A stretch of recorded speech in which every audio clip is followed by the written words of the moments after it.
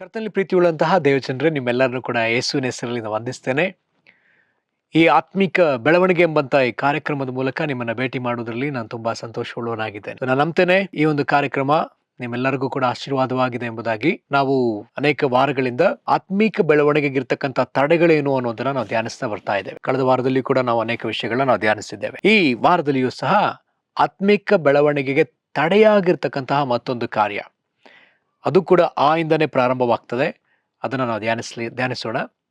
ನಮ್ಮ ಆತ್ಮಿಕ ಬೆಳವಣಿಗೆಗೆ ತಡೆಯಾಗಿರ್ತಕ್ಕಂತಹ ಮತ್ತೊಂದು ವಿಷಯ ಅದ್ಯಾವುದಂದ್ರೆ ನಮ್ಮ ಜೀವಿತಗಳಲ್ಲಿರ್ತಕ್ಕಂತಹ ಅಡ್ಡ ದಾರಿಗಳು. ಅನೇಕರು ನಾವು ಅಂದುಕೊಂಡಿದ್ದೇವೆ ಕೆಲವು ಅಡ್ಡ ದಾರಿಗಳನ್ನ ತೆಗೆದುಕೊಳ್ಳುವುದರ ಮೂಲಕವಾಗಿ ನಾವು ಸಾಧಿಸಬಹುದು ಎಂಬುದಾಗಿ. ಆದ್ರೆ ಬೈಬಲ್ನ ನಿಯಮವನ್ನ ಹೊರತುಪಡಿಸಿ ಯಾವ ಅಡ್ಡ ದಾರಿಯೂ ಇಲ್ಲ. ಬೈಬಲ್ನಲ್ಲಿ ಹೇಳಿರ್ತಕ್ಕಂಥ ವಾಕ್ಯದಂತೆ ನಾವು ಹಾದು ಹೋಗಲೇಬೇಕಾಗಿದೆ. ಯಾವ ಅಡ್ಡದಾರಿಯೂ ಇಲ್ಲ. ಬೈಬಲ್ ವಾಕ್ಯ ಹೇಳ್ತದೆ, ಅನೇಕ ವಿಷಯಗಳನ್ನ ಬೈಬಲ್ ಹೇಳ್ತದೆ. ನಾವು ಕ್ರೈಸ್ತರಾಗಿ ಹಿಂಸೆನ ಹಾದು ಹೋಗ್ಲೇಬೇಕಾಗಿದೆ, ಅದಕ್ಕೆ ಯಾವ ಅಡ್ಡದಾರಿಯೂ ಇಲ್ಲ. ಶಿಲ್ಬೆ ಹಾದು ಹೋಗ್ಲೇಬೇಕಾಗಿದೆ, ಶಿಲ್ಬೆ ಹೊತ್ಕೊಂಡು ಹೋಗ್ಲೇಬೇಕಾಗಿದೆ, ಅಡ್ಡದಾರಿ ಇಲ್ಲವೇ ಇಲ್ಲ. ಆತನ ಹಿಂಬಾಲಿಸ್ಬೇಕಂದ್ರೆ ಶಿಲ್ಬೆ ಹೊರಲೇಬೇಕು. ನಾವು ಆತನ ಈ ಲೋಕಕ್ಕೆ ತೋರಿಸ್ಬೇಕಂದ್ರೆ ಹಿಂಸೆ ಹಾದು ಹೋಗ್ಲೇಬೇಕು. ರಕ್ಷಣೆ ಹೊಂದ್ಬೇಕಂದ್ರೆ ಅಡ್ಡದಾರಿ ಇಲ್ಲ. ಸಕ್ಸಸ್ನ ಕಾಣ್ಬೇಕಂದ್ರೆ ಅಡ್ಡದಾರಿ ಇಲ್ಲ. ಸೊ ಹೀಗೆ ಅನೇಕ ಸಂಗತಿಗಳನ್ನ ಇವೆ. ಅದನ್ನ ನಾವು ಒಂದೊಂದಾಗಿ ನಾವು ಧ್ಯಾನಿಸ್ತಾ ಹೋಗೋಣ. ಮೊದಲನೇದಾಗಿ ನಾವು ನೋಡುವಂಥ ಒಂದು ವಿಷಯ, ಬೈಬಲ್ನಲ್ಲಿ ಯೇಸುಸ್ವಾಮಿ ಈ ಲೋಕದಲ್ಲಿದ್ದಾಗ ಒಂದು ಮಾತನ್ನು ಹೇಳ್ತಾರೆ, ನಾನೇ ಈ ಲೋಕಕ್ಕೆ ಮಾರ್ಗ. ವಾಕ್ಯವನ್ನು ತೆಗೆದುಕೊಳ್ಳೋಣ. ನಿತ್ಯ ಜೀವವನ್ನು ಹೊಂದೋದಕ್ಕೆ ಯೇಸುವೇ ಮಾರ್ಗ, ಬೇರೆ ಯಾವ ಮಾರ್ಗವೂ ಇಲ್ಲ. ವಾಕ್ಯವನ್ನು ತೆಗೆದುಕೊಳ್ಳೋಣ. ಯೋಹಾನ ಬರೆದ ಸುವಾರ್ತೆ 14ನೇ ಅಧ್ಯಾಯ 6ನೇ ವಚನ.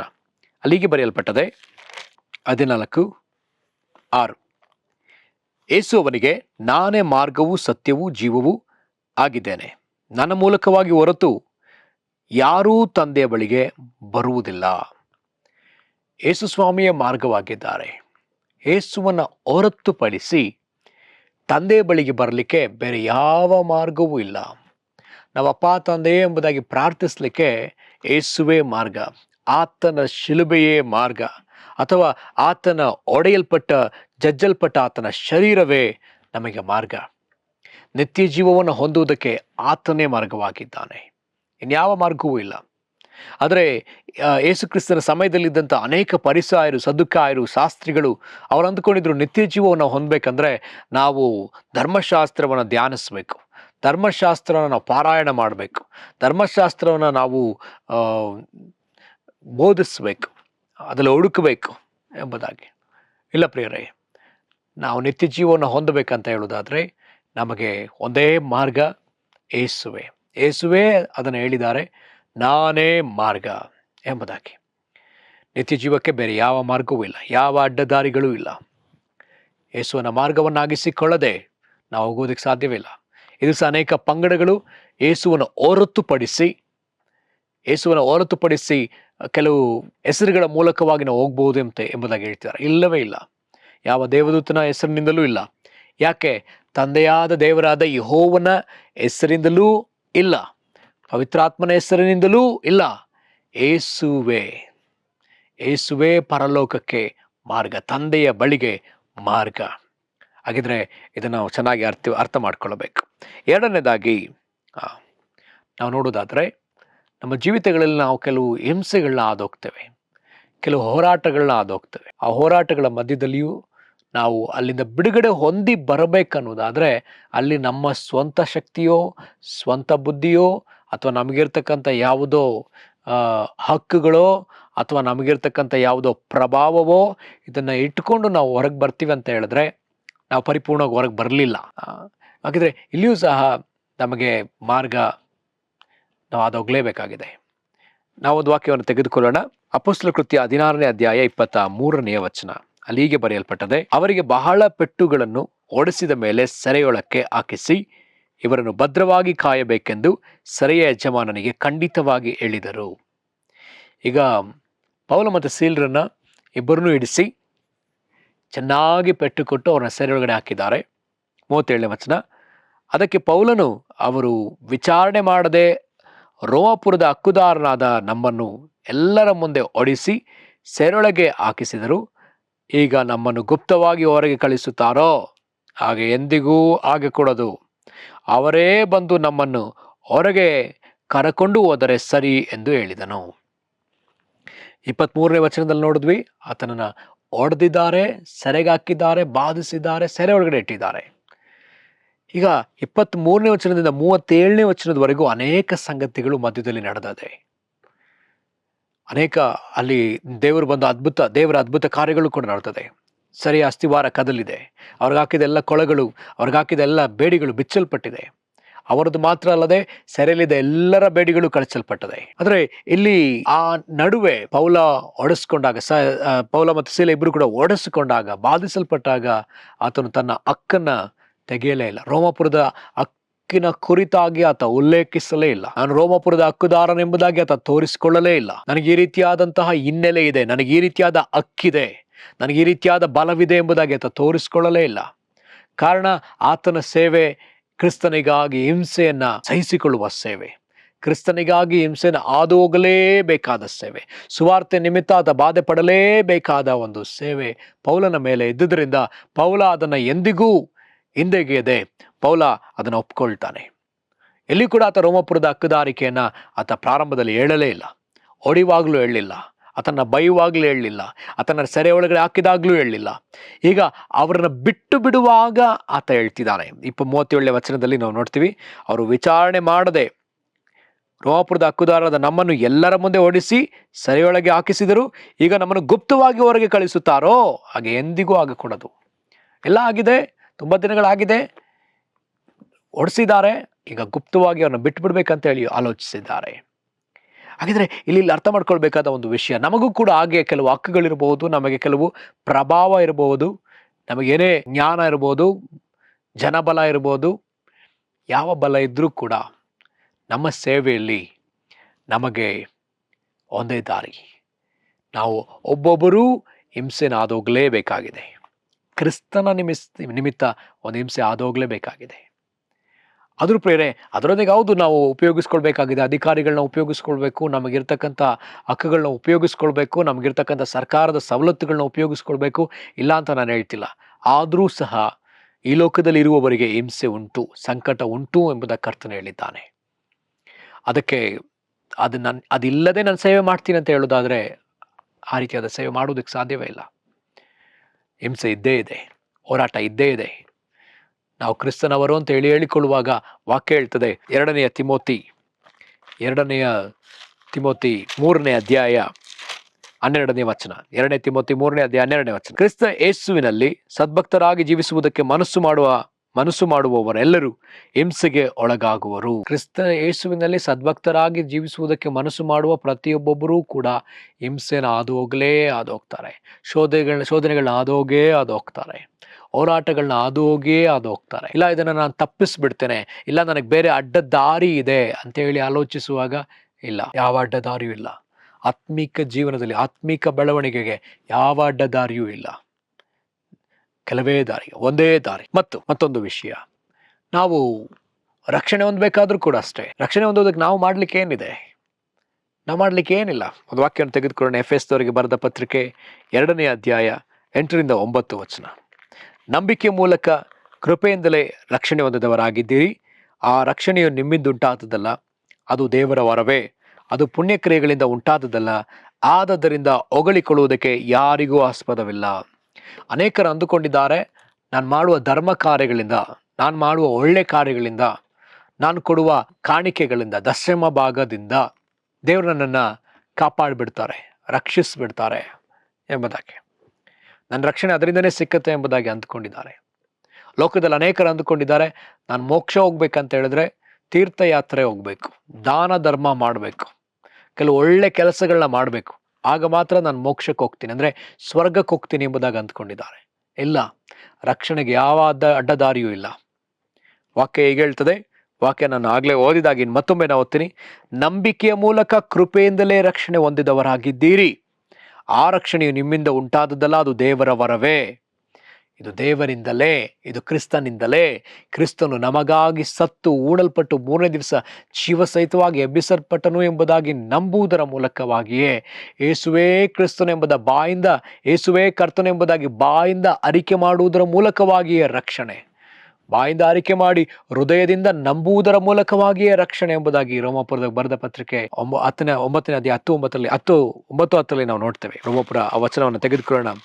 ರೋಮಾಪುರದವರಿಗೆ ಬರೆದ ಪತ್ರಿಕೆ 10ನೇ ಅಧ್ಯಾಯ 9-10 ವಚನದಲ್ಲಿ ಈಗ ನಾವು ನೋಡ್ತೀವಿ. ಈ ವಾಕ್ಯವೇ ನಮ್ಮನ್ನು ರಕ್ಷಿಸುವಂಥದ್ದು.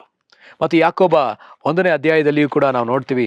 ಯಾಕೋಬನು ಸುಂದರವಾಗಿ ಆತನು ಹೇಳುವಂಥದ್ದನ್ನು ನಾವು ಗಮನಿಸಬೇಕಾಗ್ತದೆ. ಯಾಕೋಬ 1ನೇ ಅಧ್ಯಾಯದ 21ನೇ ವಚನ. ಆದ ಕಾರಣ ಎಲ್ಲ ನೀಚತನವನ್ನು, ಎಲ್ಲ ದುಷ್ಟತನವನ್ನು ತೆಗೆದುಹಾಕಿ ಮನಸ್ಸಿನೊಳಗೆ ಬೇರೂರಿರುವ ವಾಕ್ಯಕ್ಕೆ ನಮ್ರತೆಯಿಂದ ಎಡೆಗೊಡ್ರಿ, ಅದು ನಿಮ್ಮ ಆತ್ಮಗಳನ್ನು ರಕ್ಷಿಸುವುದಕ್ಕೆ ಸಾಮರ್ಥ್ಯವಾಗಿದೆ. ನಮ್ಮ ಮನಸ್ಸಿನೊಳಗೆ ಬೇರೂರಿರುವ ವಾಕ್ಯ ಯಾವುದು? ಆ ವಾಕ್ಯ ಬೇರೆ ಯಾವುದೂ ಅಲ್ಲ, ರೋಮಾಪುರದ ಬರೆದ ಪತ್ರಿಕೆ 10ನೇ ಅಧ್ಯಾಯ 9ನೇ ವಚನವೇ. ಈ 9ನೇ ವಚನದ ಹಿಂದಿನ ವಚನ ಹೀಗೆ ಹೇಳ್ತದೆ. ಆ ವಚನ ನಾವು ಓದೋಣ. ದೇವರ ವಾಕ್ಯವು ನಿನ್ನ ಸಮೀಪದಲ್ಲಿ ಇದೆ, ಅದು ನಿನ್ನ ಬಾಯಲ್ಲಿಯೂ ನಿನ್ನ ಹೃದಯದಲ್ಲೂ ಇದೆ ಅನ್ನುತ್ತದೆ. ಆ ವಾಕ್ಯವು ನಾವು ಸಾರುವ ನಂಬಿಕೆ ವಿಷಯವಾದ ವಾಕ್ಯವೇ. ಈ ವಾಕ್ಯವೇ ನಮ್ಮನ್ನು ರಕ್ಷಿಸುವಂಥ ವಾಕ್ಯ. ಯೇಸು ನನಗಾಗಿ ಸತ್ತನು, ಯೇಸು ನನಗಾಗಿ ಉಣಲ್ಪಟ್ಟನು, ಆತನು ಮೂರನೇ ದಿವಸ ಜೀವಸಹಿತವಾಗಿ ಎಬ್ಬಿಸಲ್ಪಟ್ಟನು, ಯೇಸುವೇ ಕರ್ತ, ಯೇಸುವೇ ಒಡೆಯ ಎಂಬುದಾಗಿ ಅರಿಕೆ ಮಾಡೋದ್ರ ಮೂಲಕ, ಆತನ ಮರಣವನ್ನು, ಆತನು ಸತ್ತರೊಳಗಿಂದ ಎಬ್ಬಿಸಲ್ಪಟ್ಟನು ಎಂಬುದನ್ನು ನಂಬುವುದರ ಮೂಲಕ ನೀತಿವಂತಿಕೆ, ಆತನ ಕರ್ತ ಎಂಬುದಾಗಿ ಹೇಳುವುದರ ಮೂಲಕವಾಗಿ ರಕ್ಷಣೆ ನಮಗೆ ಸಿಕ್ಕುವಂಥದ್ದಾಗಿದೆ ಪ್ರಿಯರೇ. ಹಾಗಿದ್ರೆ ಇದು ಸಹ, ರಕ್ಷಣೆಯೂ ಸಹ ನಮ್ಮ ಪುಣ್ಯ ಕಾರ್ಯದಿಂದ ಅಲ್ಲ. ನಾನು ಬೈಬಲ್ ಓದೋದ್ರಿಂದ ನಾನು ರಕ್ಷಿಸಲ್ಪಟ್ಬಿಡ್ತೀನಿ, ಇಲ್ಲ. ನಾನು ಉಪವಾಸ ಮಾಡೋದ್ರಿಂದ ನಾನು ರಕ್ಷಿಸಲ್ಪಡ್ತೀನಿ, ಇಲ್ಲ. ನಾನು ದಾನ ಧರ್ಮ ಮಾಡೋದ್ರ ಮೂಲಕ ರಕ್ಷಿಸಲ್ಪಡ್ತೀನಿ, ಇಲ್ಲ. ಒಳ್ಳೆ ಕಾರ್ಯಗಳನ್ನ ಮಾಡೋದ್ರ ಮೂಲಕ, ಇಲ್ಲ. ನಾನು ಸಭೆಗೆ ಬಂದು ಕುಳಿತುಕೊಳ್ತೀನಿ, ಪ್ರತಿ ವಾರ ಅಟೆಂಡೆನ್ಸ್, ಪ್ರತಿ ವಾರ ಮಿಸ್ ಆಗದೆ ನಾನು ಚರ್ಚಿಗೆ ಬರ್ತೀನಿ, ಇಲ್ಲ. ಅಥವಾ ನಾನು ಹೋಗಿ ಸ್ವಾರ್ಥ ಹೇಳ್ತೀನಿ, ಅನೇಕರಿಗೆ ದೇವರ ಸೇವೆ ಮಾಡ್ತೀನಿ, ಇಲ್ಲ. ಆತನನ್ನು ನಂಬದ ಹೊರತು, ಆತನನ್ನು ಒಪ್ಪಿಕೊಳ್ಳದ ಹೊರತು, ಆತನ ಕರ್ತತ್ವದ ಕೆಳಗೆ ಬರದ ಹೊರತು ನಮಗೆ ರಕ್ಷಣೆ ಇಲ್ಲವೇ ಇಲ್ಲ. ಯಾವ ಧರ್ಮ ಕಾರ್ಯಗಳಿಂದಲೂ ಅಲ್ಲ. ಹಾಗಿದ ಮೇಲೆ ಪ್ರಿಯರೇ, ಯಾವ ಅಡ್ಡದಾರಿಯೂ ಇಲ್ಲ, ರಕ್ಷಣೆಗೆ ಯಾವ ಅಡ್ಡದಾರಿಯೂ ಇಲ್ಲ. ಹಾಗೆಯೇ ನಾವು ಎತ್ತಲ್ಪಡಬೇಕಂದ್ರೆ, ನಾವು ಮೇಲಕ್ಕೆತ್ತಲ್ಪಡಬೇಕಂದ್ರೆ ನಾವು ತಗ್ಗಿಸಿಕೊಳ್ಳಲೇಬೇಕು. ಇದು ಪರಲೋಕದ ನಿಯಮ. ಈ ನಿಯಮವನ್ನ ನಾವು ಬದಲಾಯಿಸಲಿಕ್ಕೆ ಸಾಧ್ಯವೇ ಇಲ್ಲ. ಇದಕ್ಕೆ ಅಡ್ಡದಾರಿ ಇಲ್ಲವೇ ಇಲ್ಲ. ನಾನು ಮೇಲೆತ್ತಲ್ಪಡಬೇಕಂದ್ರೆ, ಅಥವಾ ನಾವಿರುವ ಜಾಗದಲ್ಲಿ, ನೀವು ಸೇವೆ ಮಾಡುವಂಥ ಜಾಗದಲ್ಲಿ, ಒಂದು ಸಭೆಯಲ್ಲಿ ಸೇವೆ ಮಾಡುವವರಾಗಿದ್ದೀರೋ, ಅಥವಾ ನೀವು ಒಂದು ಜಾಗದಲ್ಲಿ ಕೆಲಸ ಮಾಡುವವರಾಗಿದ್ದೀರೋ, ಅಥವಾ ನೀವು ಮತ್ತೊಂದು ಕಡೆ ಕುಟುಂಬದಲ್ಲಿ ಗೃಹಿಣಿ ಆಗಿದ್ದೀರೋ, ಮನೆಯಲ್ಲೇ ಇರುವವರಾಗಿದ್ದೀರೋ, ನೀವು ತಗ್ಗಿಸಿಕೊಳ್ಳದ ಹೊರತು ಕರ್ತನು ನಿಮ್ಮನ್ನ ಮೇಲೆ ತರುವುದಕ್ಕೆ ಸಾಧ್ಯ ಇಲ್ಲವೇ ಇಲ್ಲ. ಅಲ್ಲೊಂದು ವಾಕ್ಯವನ್ನು ತೆಗೆದುಕೊಳ್ಳೋಣ. 1ನೇ ಪೇತ್ರ 5ನೇ ಅಧ್ಯಾಯ 6ನೇ ವಚನ. 1ನೇ ಪೇತ್ರ 5ನೇ ಅಧ್ಯಾಯ 6ನೇ ವಚನ. ಅಲ್ಲಿಗೆ ಬರೆಯಲ್ಪಟ್ಟದೆ,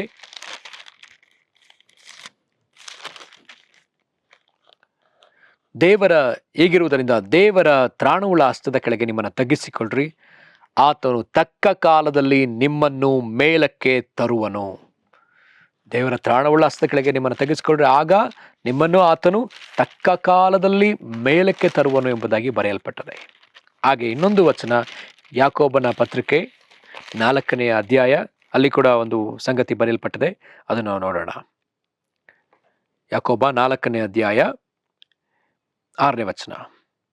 ಆತನು ನಮ್ಮ ಮೇಲೆ ಅತಿಶಯವಾದ ಕೃಪೆಯನ್ನು ಇಡುತ್ತಾನೆ, ಆದುದರಿಂದ ದೇವರ ಅಹಂಕಾರಿಗಳನ್ನು ಎದುರಿಸುತ್ತಾನೆ, ದೀನರಿಗಾದರೋ ಕೃಪೆಯನ್ನು ಅನುಗ್ರಹಿಸುತ್ತಾನೆ ಎಂದು ಶಾಸ್ತ್ರವು ಹೇಳುತ್ತದೆ. ದೀನರಿಗೆ ಆತನು ಕೃಪೆಯನ್ನು ಅನುಗ್ರಹಿಸುವವನಾಗಿದ್ದಾನಂತೆ. ನಮ್ಮನ್ನ ಮೇಲೆತ್ತುವುದಕ್ಕೆ ದೇವರಿಟ್ಟಿರ್ತಕ್ಕಂಥ ಒಂದು ವಿಷಯ ತಗ್ಗಿಸಿಕೊಳ್ಳುವುದೇ.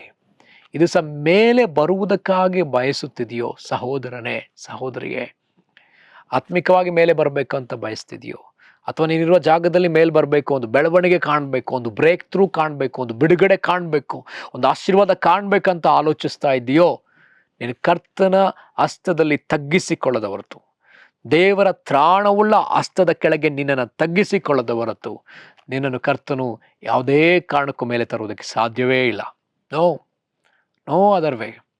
ಇದು ಸಹ ಅನೇಕರು ತಮ್ಮನ್ನ ಕೆಲವು ಕೆಲಸಗಳನ್ನ ಗಿಟ್ಟಿಸಿಕೊಳ್ಳಿಕ್ಕೋಸ್ಕರ, ಸರ್ಕಾರಿ ಕೆಲಸ ಗಿಟ್ಟಿಸ್ಕೊಳ್ಳಿಕ್ಕೋಸ್ಕರ ಲಂಚ ಕೊಡುವುದನ್ನು ನಾವು ನೋಡ್ತಾ ಇದ್ದೇವೆ. ಇನ್ನು ಕೆಲವು ಕೆಲಸಗಳನ್ನ ಗಿಟ್ಟಿಸ್ಕೊಳ್ಳಿಕ್ಕೋಸ್ಕರವಾಗಿ ಮತ್ತೊಬ್ಬರ ಇನ್ಫ್ಲೂಯೆನ್ಸ್ನ ಅವರು ಬಯಸ್ಕೊಳ್ತಾರೆ, ಮತ್ತೊಬ್ಬರ ಶಿಫಾರಸ್ಸನ್ನು ಅವರು ಬಯಸುವವರಾಗಿದ್ದಾರೆ. ಆದರೆ ನನ್ನ ಕರ್ತನು ಯೇಸು ಕ್ರಿಸ್ತನು ಆತನು ಈ ಲೋಕದಲ್ಲಿದ್ದಾಗ ಯಾರ ಶಿಫಾರಸ್ಸು ಇಲ್ಲ, ಯಾರ ಶಿಫಾರಸ್ಸನ್ನು ಬಯಸುವವನಲ್ಲ.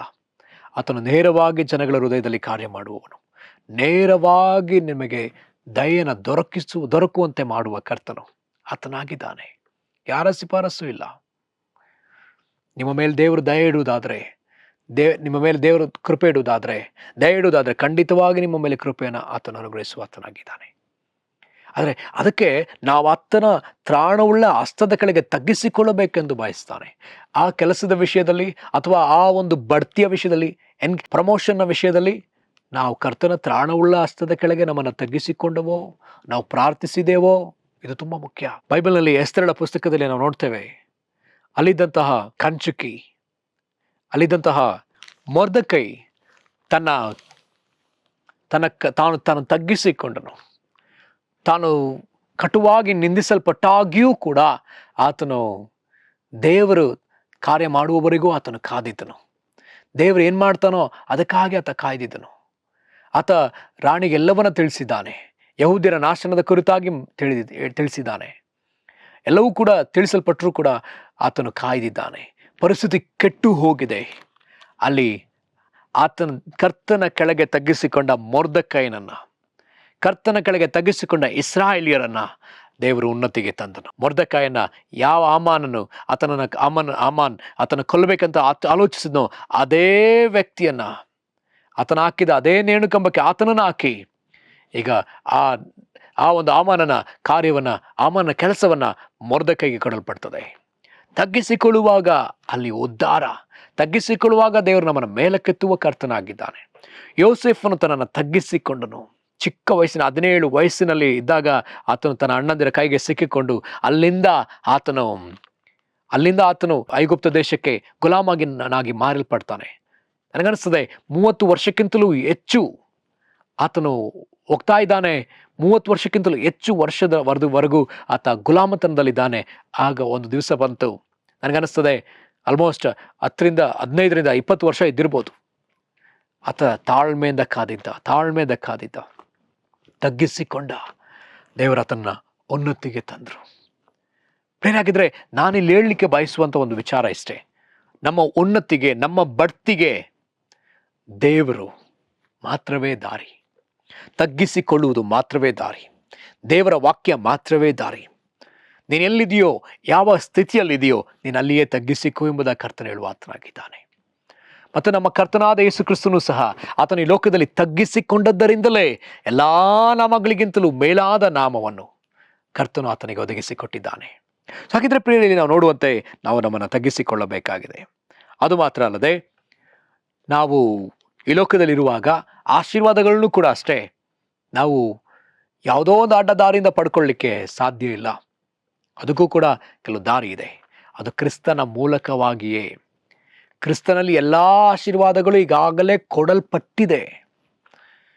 ಕೊಡಲ್ಪಟ್ಟಿರ್ತಕ್ಕಂಥ ಎಲ್ಲ ಆಶೀರ್ವಾದಗಳನ್ನು ನಾವು ನಮ್ಮದಾಗಿಸಿಕೊಳ್ಳಬೇಕಂತ ಹೇಳಿದ್ರೆ ನಾವು ಆತನಲ್ಲಿ ನೆಲೆಯಾಗಿರಬೇಕು. ನಮ್ಮ ಪ್ರಾರ್ಥನೆಗಳಿಗೆ ಉತ್ತರಿಸಲ್ಪಡಬೇಕಂದ್ರೆ ಆತನ ವಾಕ್ಯದಲ್ಲಿ ನೆಲೆಯಾಗಿರಬೇಕು. ಇದನ್ನೇ ಯೋಹಾನ ಬರೆದ ಸುವಾರ್ತೆ 15ನೇ ಅಧ್ಯಾಯ 7ನೇ ವಚನ ಹೇಳ್ತದೆ, ನೀವು ನನ್ನಲ್ಲಿಯೂ ನನ್ನ ವಾಕ್ಯಗಳು ನಿಮ್ಮಲ್ಲಿಯೂ ನೆಲೆಗೊಂಡಿದ್ದರೆ ಏನು ಬೇಕಾದರೂ ಬೇಡಿಕೊಳ್ಳಿರಿ, ಆಗ ಅದು ನಿಮಗೆ ದೊರೆಯುವುದು ಎಂಬುದಾಗಿ ಯೇಸುಸ್ವಾಮಿ ಹೇಳಿದ್ದಾರೆ. ಹಾಗಿದ ಮೇಲೆ ಈಗ ನಾವು ಯಾವ ಅಡ್ಡದಾರಿಯನ್ನು ನೋಡಬಾರ್ದು. ನಮಗಿರುವ ದಾರಿ ಕ್ರಿಸ್ತನೇ, ನಮಗಿರುವ ದಾರಿ ವಾಕ್ಯವೇ, ನಮಗಿರ್ತಕ್ಕಂಥ ದಾರಿ ತಗ್ಗಿಸಿಕೊಳ್ಳುವಂಥದ್ದೇ, ನಮಗಿರ್ತಕ್ಕಂಥ ದಾರಿ ಆತನೇ, ಆತನ ಆತ್ಮವೇ. ಹಾಗಿದ್ಮೇಲೆ ಈ ಸಮಯದಲ್ಲಿ ನಮ್ಮನ್ನು ತಗ್ಗಿಸಿಕೊಂಡು ನಾವು ಪ್ರಾರ್ಥಿಸಬೇಕಾಗಿದೆ, ನಮ್ಮನ್ನು ಒಪ್ಪಿಸಿಕೊಟ್ಟು ನಾವು ಪ್ರಾರ್ಥಿಸಬೇಕಾಗಿದೆ. ಯಾವ ಅಡ್ಡದಾರಿಗಳನ್ನು, ಲೋಕ ನೋಡುವಂತೆ ಅಡ್ಡದಾರಿಗಳನ್ನ ನಾವು ನೋಡದೆ, ಶತ್ರು ನಮ್ಮ ಜೀವಿತದಲ್ಲಿ ಕೆಲವು ಅಡ್ಡದಾರಿಗಳನ್ನ ಆತ ತೋರಿಸ್ತಾನೆ. ಶತ್ರು ನಮ್ಮ ಜೀವಿತದಲ್ಲಿ ಕೆಲವು ತಪ್ಪಾದ ಮಾರ್ಗಗಳನ್ನ ಆತ ತೋರಿಸ್ತಾನೆ. ಈ ರೀತಿಯಲ್ಲಿ ನಾವು ಆಶೀರ್ವಾದ ಹೊಂದ್ಬಿಡ್ಬೋದಲ್ಲ, ಈ ರೀತಿ ಮಾಡಿದ್ರೆ ಈಗ ಆಗ್ಬಿಡುತ್ತದಲ್ಲ ಎಂಬುದಾಗಿ ತಪ್ಪಾಗಿ ಆಲೋಚಿಸುವಂತೆ ಮಾಡ್ತಾನೆ. ಯಾಕೋಬ ಪತ್ರಿಕೆಯಲ್ಲಿ ಕೂಡ ನಾವು ನೋಡ್ತೇವೆ, ನಾನು ಬೇರೆ ಪಟ್ಟಣಕ್ಕೆ ಹೋಗಿ ಈ ರೀತಿಯಲ್ಲಿ ಈ ವ್ಯವಹಾರನ ಮಾಡಿ ನಾನು ಆಶೀರ್ವಾದ ಹೊಂದ್ಕೊಳ್ತೀನಿ, ನಾನು ಸಮೃದ್ಧಿ ಹೊಂದ್ಕೊಳ್ತೀನಿ ಅಂತ ಹೇಳಿ ಚಿಂತಿಸುವವರೇ, ನೀವು ಹುಲ್ಲಿನ ಹೂವಿನಂತೆ ಅಥವಾ ನೀರಿನ ಮೇಲಿರ್ತಕ್ಕಂಥ ಗುಳ್ಳೆಯಂತೆ. ಸೊ ನಿಮ್ಮ ಜೀವಿತ ಕ್ಷಣಿಕ ಅಷ್ಟೇ. ಯಾವುದ್ರ ಬಗ್ಗೆ ಯೋಚಿಸ್ತಿದ್ದೀರಿ? ದೇವರ ಚಿತ್ತವಾದ್ರೆ ನಾನು ಅಲ್ಲಿ ಹೋಗಿ ವ್ಯವಹಾರ ಮಾಡ್ತೀನಿ, ದೇವರ ಚಿತ್ತವಾದ್ರೆ ಅದನ್ನು ಮಾಡ್ತೀನಿ ಎಂಬುದಾಗಿ ನಾವು ಯೋಚಿಸಬೇಕೆ ಹೊರತು ನಮ್ಮದೇ ಆದ ಕೆಲವು ಅಡ್ಡ ದಾರಿಗಳನ್ನ, ತಪ್ಪಾದ ದಾರಿಗಳನ್ನ ನಾವು ಹಿಡಿಯಲೇಬಾರದು. ನೋ, ಇಲ್ಲವೇ ಇಲ್ಲ. ಯೇಸು ಸ್ವಾಮಿಗೆ ಪೇತ್ರನು ಹೇಳ್ತಾನೆ, ಸ್ವಾಮಿ ನೀನು ಎಂದಿಗೂ ಯಾವುದೇ ಕಾರಣಕ್ಕೂ ಸಾಯಬಾರ್ದು, ಶಿಲುಬೆ ಮರಣ ನಿನಗೆ ಆಗಲೇಬಾರ್ದು, ನಿನಗಂತೂ ಈ ಥರ ಆಗಬಾರ್ದು ಎಂಬುದಾಗಿ ಪೇತ್ರ ಹೇಳ್ತಾನೆ. ಆದರೆ ಯೇಸು ಸ್ವಾಮಿ ಪೇತ್ರನಿಗೆ ನೇರವಾಗಿ ಹೇಳ್ತಾರೆ, ಇಲ್ಲ ಪೇತ್ರ, ನಿನ್ನ ಮಾತು ಇದು ಮನುಷ್ಯರ ಆಲೋಚನೆ ಹೊರತು ಇದು ದೇವರದಲ್ಲ. ತಕ್ಷಣ ಯೇಸು ಸ್ವಾಮಿ ಪೇತ್ರನಿಗೆ ನೋಡಿ ಗದರಿಸ್ತಾರೆ, ಸೈತಾನೇ ನನ್ನ ಬಿಟ್ಟು ತೊಲಗಿ ಹೋಗು ಎಂಬುದಾಗಿ. ಹಾಗಿದ್ರೆ ಪ್ರೇರಲ್ಲಿ ಅರ್ಥ ಮಾಡ್ಕೊಳ್ಬೇಕಾದ ಒಂದು ವಿಷಯ, ನಮ್ಮ ಒಬ್ಬೊಬ್ಬರ ಜೀವಿತದಲ್ಲಿ ಕೂಡ ಶಿಲುಬೆ ಇದ್ದೇ ಇದೆ. ನಾವು ಶಿಲುಬೆ ಹೊತ್ತುಕೊಳ್ಳಲೇಬೇಕು. ನಾವು ನಮ್ಮನ್ನ ತ್ಯಜಿಸಿಕೊಳ್ಳಲೇಬೇಕು. ನಾವು ಕ್ರಿಸ್ತನನ್ನ ಆತುಕೊಳ್ಳಲೇಬೇಕು. ನಾವು ಕ್ರಿಸ್ತನನ್ನ ಪಾಲಿಸಿ ನಡೆಯಲೇಬೇಕು. 1ನೇ ಪೇತ್ರದಲ್ಲಿ ನಾವು ನೋಡ್ತೀವಿ, 1ನೇ ಅಧ್ಯಾಯದಲ್ಲಿ ಅಲ್ಲಿ ಬರೆಯಲ್ಪಟ್ಟಿದೆ, ಆತನ ಹೆಜ್ಜೆ ಜಾಡನ್ನು ಹಿಡಿದು ನಡೆಯಬೇಕು. ಆತನ ಹೆಜ್ಜೆ ಜಾಡೆಯನ್ನು ಆತನು ಪಟ್ಟಂತ ಬಾಧೆ ನಾವು ಕೂಡ ಇದು ಹಾದು ಹೋಗಲೇಬೇಕಾಗಿದೆ. ಯಾವ ಅಡ್ಡದಾರಿಯೂ ಇಲ್ಲ. ನಾವು ಸೇವೆ ಮಾಡ್ಬೇಕಂತ ಹೇಳಿದ್ರೆ, ಈ ಲೋಕದಲ್ಲಿ ನಾವು ಆತನಿಗಾಗಿ ಯಶಸ್ಸಾದ ಜೀವಿತವನ್ನು ಜೀವಿಸ್ಬೇಕಂತ ಹೇಳಿದ್ರೆ ನಾವು ಇದೆಲ್ಲವನ್ನು ಹಾದು ಹೋಗಲೇಬೇಕಾಗಿದೆ. ಅದಕ್ಕಾಗಿ ನಮ್ಮನ್ನು ಒಪ್ಪಿಸಿಕೊಳ್ಳೋಣ. ನಮಗೆ ಹಿಂಸೆ ಬರಲಿ, ಹೋರಾಟ ಬರಲಿ, ಕಷ್ಟ ಬರಲಿ ಎಂಬುದಾಗಿ ಹೇಳ್ತಾ ಇಲ್ಲ. ಬದಲಾಗಿ ಅದು ಬಂದಾಗ್ಯೂ ಕೂಡ ನಾವು ಅದರ ಮಧ್ಯದಲ್ಲಿಯೂ ನಾವು ಕರ್ತನನ್ನೇ ನೋಡುವಂಥದ್ದು, ಕರ್ತನನ್ನೇ ದೃಷ್ಟಿಸುವಂಥದ್ದು. ಯಾವ ಮನುಷ್ಯನನ್ನೂ ಅಲ್ಲ, ಯಾವ ಅಧಿಕಾರವನ್ನು ಅಲ್ಲ, ಯಾವ ಹಕ್ಕುಗಳನ್ನೂ ಅಲ್ಲ. ಹಾಗಿದ್ರೆ ಸಮಯದಲ್ಲಿ ನಮ್ಮನ್ನು ಒಪ್ಪಿಸಿಕೊಟ್ಟು ನಾವು ಪ್ರಾರ್ಥಿಸೋಣ. ಕರ್ತನೇ ನಮಗೆ ದಾರಿಯಾಗಿದ್ದಾನೆ. ಕರ್ತನೇ, ಹೌದು ಸ್ವಾಮಿ, ನಮ್ಮ ಆತ್ಮೀಕ ಬೆಳವಣಿಗೆಗೆ ಯಾವ ಅಡ್ಡದಾರಿಯೂ ಇಲ್ಲಪ್ಪ. ಸ್ವಾಮಿ, ನಿನ್ನ ವಾಕ್ಯಗಳೇ ನೀನೇ ನಮಗೆ ದಾರಿಯಾಗಿದ್ದಿ. ನಾನೇ ಮಾರ್ಗ ಎಂಬುದಾಗಿ ಹೇಳಿದಿ ಸ್ವಾಮಿ. ತಂದೆಯ ಬಳಿಗೆ ನೀನೇ ಮಾರ್ಗ ಕರ್ತನೆ. ನಾವು ತಗ್ಗಿಸಿಕೊಳ್ಳದ ಹೊರತು ನಮ್ಮನ್ನು ನಿನ್ನ ಮೇಲೆತ್ತುವುದೇ ಸಾಧ್ಯ ಇಲ್ಲಪ್ಪ. ನಮ್ಮನ್ನು ನಿನ್ನ ಮೇಲೆತ್ತುವುದಿಲ್ಲ.